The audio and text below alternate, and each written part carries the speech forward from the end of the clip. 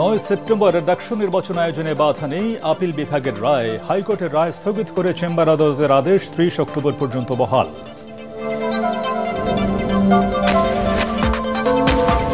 নির্বাচনকে সামনে রেখে ঢেলে সাজানো হচ্ছে মাঠ প্রশাসন, জানালেন জনপ্রশাসন সচিব। তফসিলের পর ডিসি, এসপি, ইউএনওদের বদলি, ৪,০০০ এএসআই নিয়োগের সিদ্ধান্ত। কুরুচিপূর্ণ মন্তব্যের কারণে ঢাবি শিক্ষার্থী আলী হোসেন ৬ মাসের জন্য বহিষ্কার। নির্বাচনকে ঘিরে মুখর ঢাকা বিশ্ববিদ্যালয়ে জাকসু ও রাকসু। ময়মনসিংহে বাংলাদেশ কৃষি বিশ্ববিদ্যালয় খোলার বিষয়ে সিন্ডিকেট সভা আজ। চট্টগ্রাম বিশ্ববিদ্যালয়ের সংঘর্ষের ঘটনায় ৮ জন গ্রেফতার।